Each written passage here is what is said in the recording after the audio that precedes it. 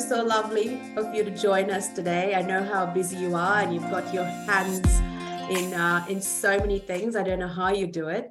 I'm so grateful for you taking the time to talk through all the lovely things you're doing.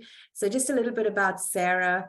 I've known Sarah personally. I just love her energy, and I think she's probably one of the most authentic individuals I've met in my career. So a little bit about Sarah. She's a leadership expert with a vision to change the way organizations think and behave by creating a world of thoughtful leaders. She also runs the Influential Leaders podcast.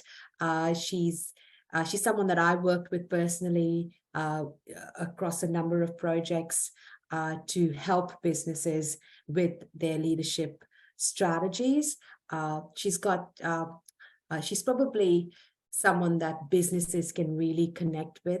Sarah, if you just want to share with our followers, and I know our followers are very salesy, and we've got a lot of sales leaders and sales professionals that will probably be listening to what you have to say. But it's so relative, because every sales professional or sales leader I know is all about personal development. And if they aren't doing something right, and they aren't honing in on what makes them successful salespeople. So just a little bit about yourself and what you've been working on in the last 6 months, Sarah. Oh, thanks, Raina. Look, I really appreciate being on here, and being able to be collaborative and work with you is like the highlight of what I get to do is working with individuals, because, you know, sales isn't a lonely game. Like, I know that we have KPIs and competition, but realistically, if you want to go far, you actually need support. So, you know, us working together has been a highlight of what I've been able to do with organizations. I guess that, you know, there's lots of things that we've been doing. I'm always creating new reasons to solve problems for people, which I guess is what sales are. And that's what I'm doing as a leadership coach and running masterminds. What's happened in the last 6 months? Many different things. So we have huge events coming up where we, you know, give accolades to businesses and startups and scale ups, and working with people that are, you know, really trying out to get their business off the ground and how they're working. But also, I guess the main thing that I'd love to share with everyone, and you've already mentioned it, is my podcast. So the podcast is something that I've probably thought about for years. And, you know, everyone does that. You think about something and you don't want to get started. It's not perfect. And so I've started that. And the reason why I really wanted to do it is networking is a huge part of growing my business. And I'm sure it's a huge part of your listeners' business, is building a network. And I love the people in my network. They're amazing. I'm hearing stories and, you know, resilience and triumphs and hardships and challenges. And I just think, you know, the people I'm like I can't say I've never met someone that's, you know, not worthy of being on this podcast, even though people do sometimes think they're not worthy, because it's the Influential Leader podcast. So I really wanted to share it. I just really wanted to share the people that I'm getting to meet in the things that I'm doing. And I do a lot. I'm out there meeting a lot of people. And so I just thought it was a really great opportunity. So that actually got launched this year. And it's been a huge learning curve, because, you know, you record their sessions, which are awesome. They're like conversations, but, you know, you learn, you know, what is it your audience wants, and how do I tweak this, and what's a better question? And so I've been able to grow and develop from just doing this one thing that, you know, with that, it's not launched perfect, but it's actually really brilliant. No, I think I caught on something there that you said, you know, you're out there a lot. And I think if you're an entrepreneur, you've got to put yourself out there, and you do that particularly really well, because it's not just about putting yourself out there, but it's also about adding value, right? Adding value to businesses, to whatever it is you do. You are constantly adding value to your listeners, to your followers, to individuals, right? So well done, Sarah. Yeah, I think of it sometimes as the backstage pass. So, you know, people go in the audience, and a lot of people sit in the audience, and they pay for their tickets and they sit in the audience. But I'm the person that gets to help the main speaker maybe get up on stage, or sometimes I do get to be on stage, which is really fun and brilliant. But it's not as glamorous as it looks. No, it's not. The backstage is actually usually dusty and dirty, and it is. And you know what it is? You need so much energy. And I think you know, in businesses like yours, where you're a leadership coach, you've got to be at your A game every day. And it's so challenging, when you look at everything out there when it comes to mental health and everything. I mean, to be able to do that and have that energy and have your A game available on a daily basis, and to then give back from an energy perspective to businesses and teams, I think it's wonderful. I mean, it's look, I guess a lot of it's about understanding what motivates you. And, whilst that, most people have a number of different motivators. One of the ones I recognize, through doing profiling and coaching and coaches coach, all of that, is, education and knowledge is something that really drives me. So I'm always learning and then sharing what I'm learning. And when you're doing something that motivates you and it's your motivator, then it actually is quite easy. No, I agree. I think so. I think if you love what you do, you don't work a day in your life. So you've obviously found that, which is great. Well, Sarah, if you just want to share with us a little bit about what is coaching to you?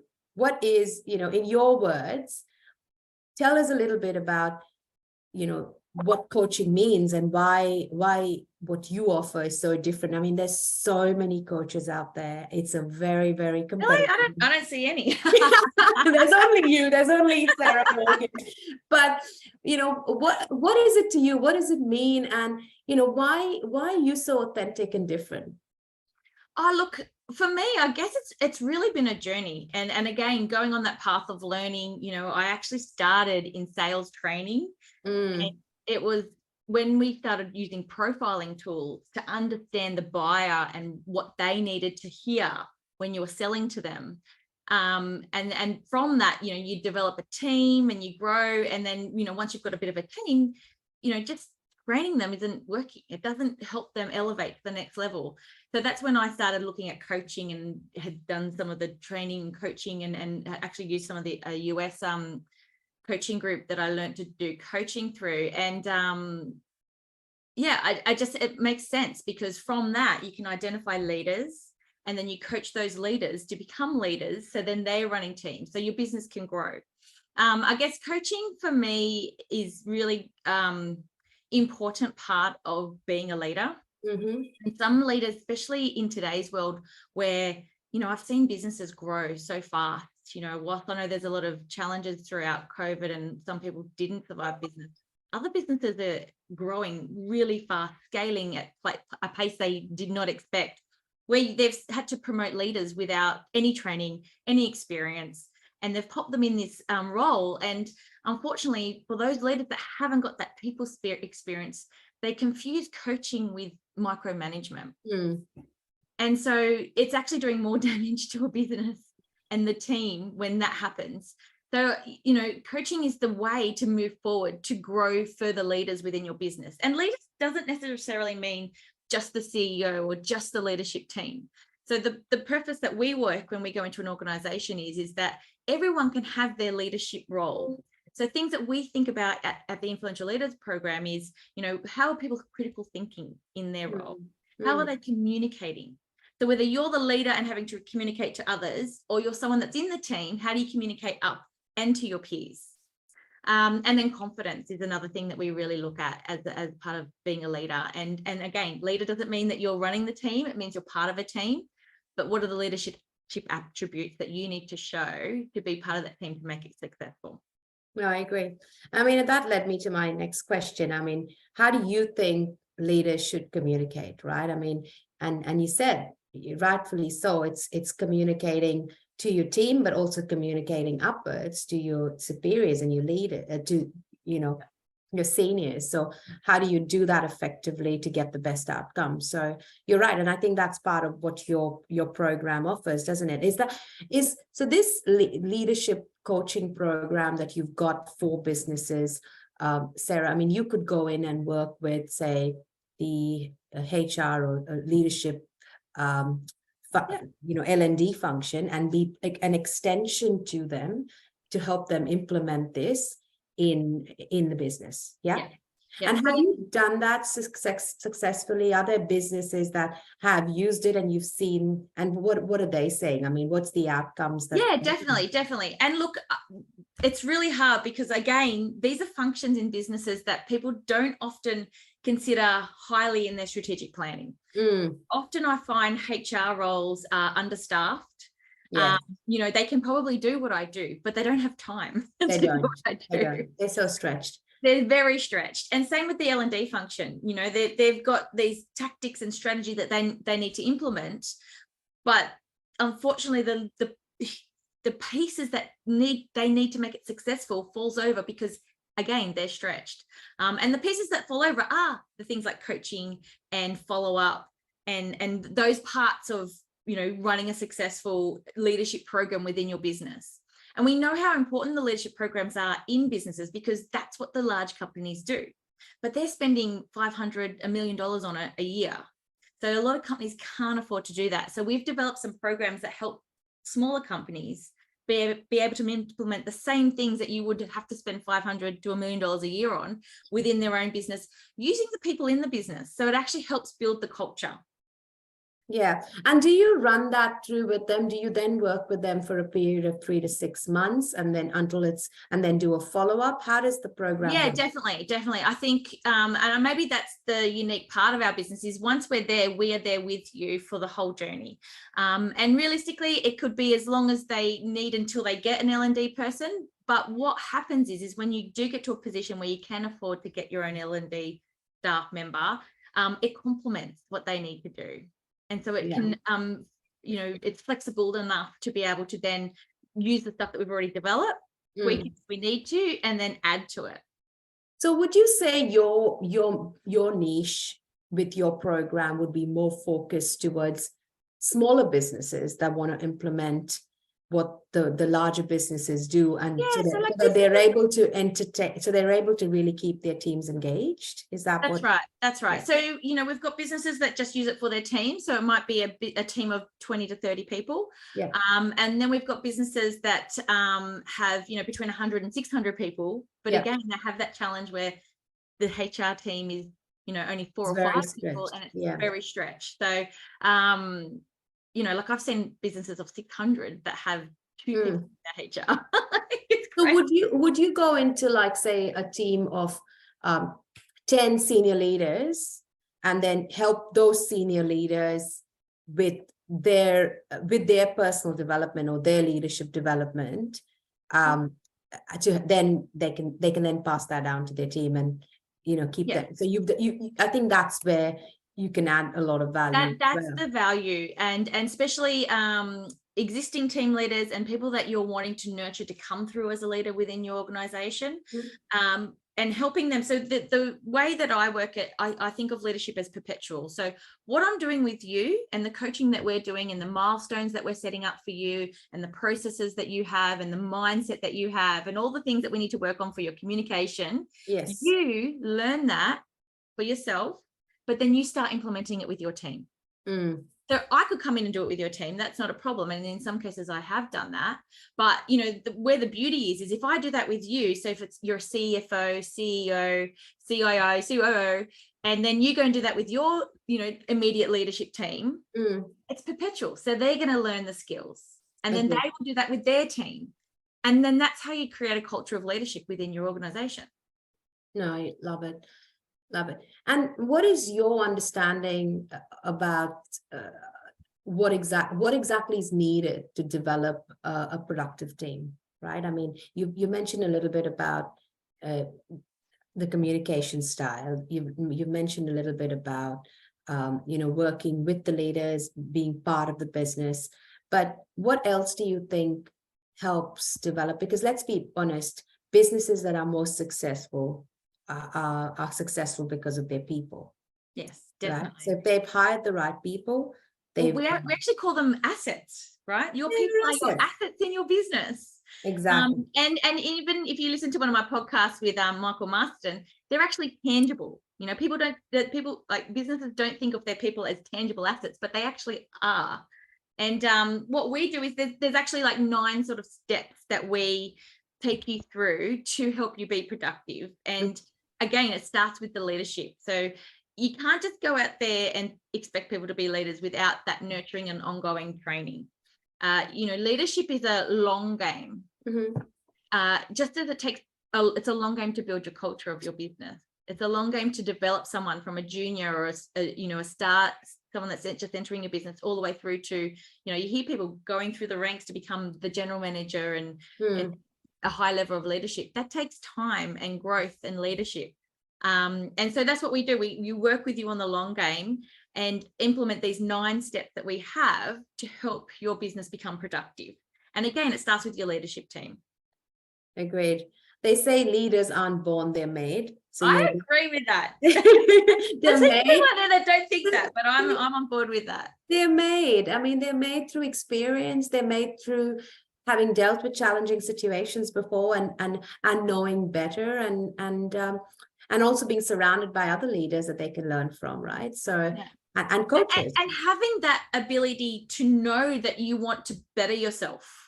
That first step is going, I need to self-develop. And there's sayings out there that you hear, if you're not growing, you're dying. Oh, totally. You always need to be growing yourself and learning, and whether that's leadership or, a skill that you might want to learn, whether it's, for recreational or for business. You always have to be doing something. I agree. The most successful people are always learning and growing. I resonate there with that. I mean, look, our audience, Sarah, is very heavily sales focused, right? I mean, and salespeople, sales leaders, they don't need that. They're already on the other side so if you look at, say, for example, an operations manager or an admin manager, or if you're working with, say, a data or accounting team, or very different to salespeople who tell you what you want to hear, and they're salespeople. They're there to convince you. They know how to convince people. That's what they've been taught. So they've already got that high emotional intelligence. They already got that.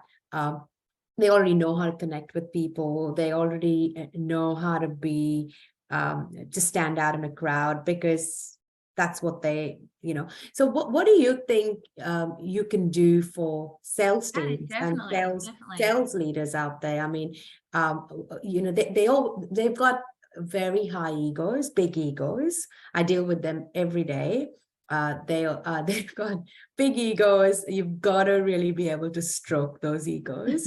And they can be very arrogant, because they are very time poor, because they're in such high pressure. And look, and they've got the confidence. And but like you're saying that, sometimes they don't. I think they're the ones that have worked out you've got to fake it till you make it. And then when we say that, I'm not saying that they're faking anything. What I'm saying is it's about what they're telling themselves. Yeah.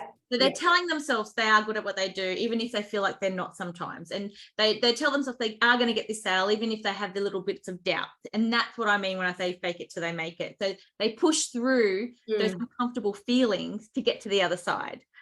I guess the biggest thing, and I have worked with sales teams, and I've got a few clients that we work with and understanding, what are the challenges in their leadership team. And it is about them motivating their team. So usually they're really good at what they do. They can go in and close a deal. They've got the relationships, but then now they need to translate that skill to their team, and they get frustrated. They are so frustrated because they're like, why aren't they doing it? Why aren't they picking up the phones? Why didn't that sale close? And so this is the reason why the coaching that we do and the leadership team around the Influential Leader program, which is around communication, I agree. I agree. I think sales leaders need a coach the most. Yes. They do. Just up to you, right? They do, only because they're so focused on the numbers that sometimes they forget the people management, and they forget that they could be great salespeople. And look, it is a high pressure role. Some of them are closing, $100 million business deals, and it's challenging. There's a lot of pressure from the top, all of that. But that's where a leadership coach like yourself comes in to help them support that, so you can help communicate things and help them deliver better communication styles to their team, which then helps them keep those teams engaged and retain those teams. Let's be honest, sales functions have got the highest retention And it's because highest turnover. I know what you mean. And you know what I mean? Quite the opposite. And it's because high of that, turnover team. In my experience, it's generally that communication gap that they have. And they know how to woo their clients and get the clients to understand what their needs are and why they're buying what they're buying, but they don't use those same skills, or they need different skills when they're coming to their team and motivating their team. Exactly. So I think helping them communicate, so how do leaders communicate, that's a big problem area I see in sales functions. Yeah, and don't forget the next generations that are coming in. So the communication with them it's completely different to what you're doing. So I'm pretty sure, even the testing you do, and even your knowledge around dealing with different generations and how to communicate differently. I think sales leaders who would have dealt with a completely, like, are dealing with Gen Ys and don't know how to deal with them, that's probably why they're losing their team members, and that's why they've got such high turnover teams. So this is where someone like Sarah comes in and helps you communicate effectively. Look, Sarah, I think it's been an absolute joy to have you here. Is there anything else you'd like to share with our but look, if you want to know whether or not leadership coaching is for you, we do have a free download which is gets you to understand what your gaps are. Perfect. And then we'll help you out to flesh those out, and then what are the next steps for you, and that's all complimentary. So please share the link, and anyone that wants to jump on that free, we call it a game plan. If you want to get your leadership game plan sorted, jump on that. But otherwise, I'll just follow us, jump on our podcast, and enjoy what we've got out there for you. Awesome. Thanks so much, Sarah. I look forward to sharing that. I think every sales leader that's listening to this podcast needs to download one just to see where you're at, and definitely connect with Sarah. I do think she can add a lot of value to help you retain the good people we place. All right. Thanks, Sarah. Thanks, Raina.